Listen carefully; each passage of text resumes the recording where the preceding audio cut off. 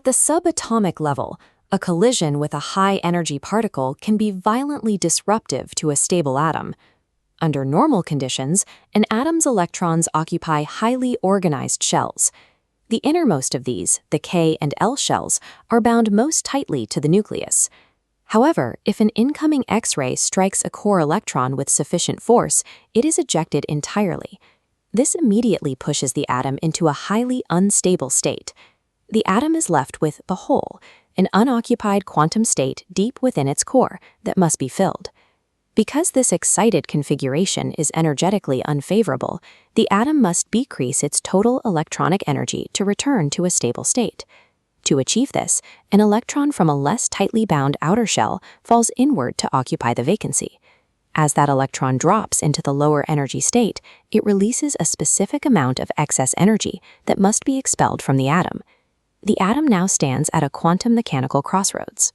The specific route it follows to release this energy determines whether it emits a flash of light or fires a microscopic particle, creating two entirely different signals for scientists to track.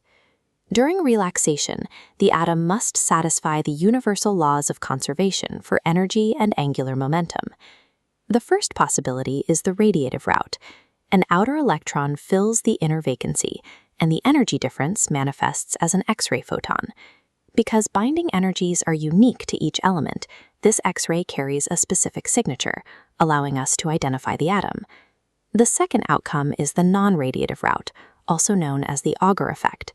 The falling electron transfers its released energy internally to a different bound electron, which absorbs the energy and is violently ejected from the atom.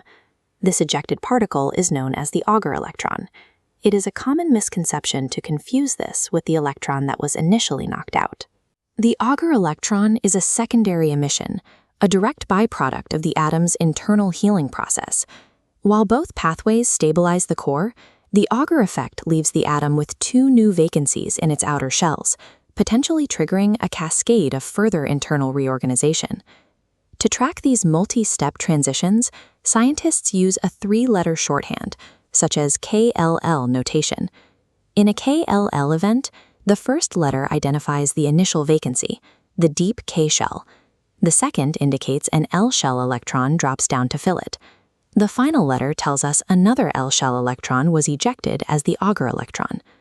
The physical result is an atom that has successfully filled its K shell, but is now left with two distinct vacancies in its L shell. We calculate the escaping electron's kinetic energy using the shell binding energies. We start with the initial inner shell vacancy, EI. We subtract the energy of the electron that dropped down, EJ, and finally, the energy required to rip the emitted electron free, EK. While this formula provides a close approximation, high-precision calculations must also account for shifting ionic charge states as the atom loses its electrons. Because these binding energies are quantized, the kinetic energy of an Auger electron acts as a mathematical fingerprint, identifying exactly which element it originated from. If an atom has two different ways to relax, what determines which pathway it actually takes?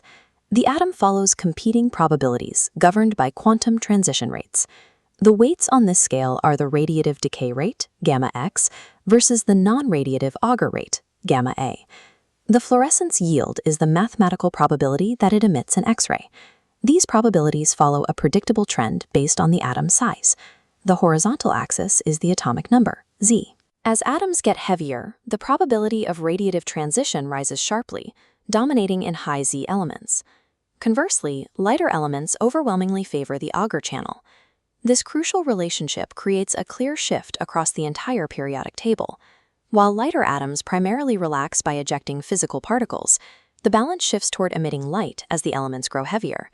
These theoretical decay rates allow us to build diagnostic tools that can map the composition of unknown materials.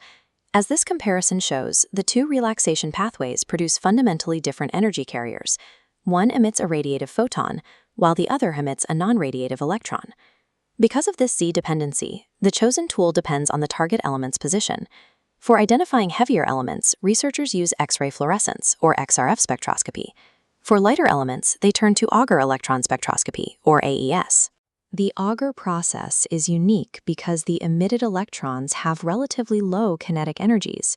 This means they cannot travel very far through solid matter before being reabsorbed.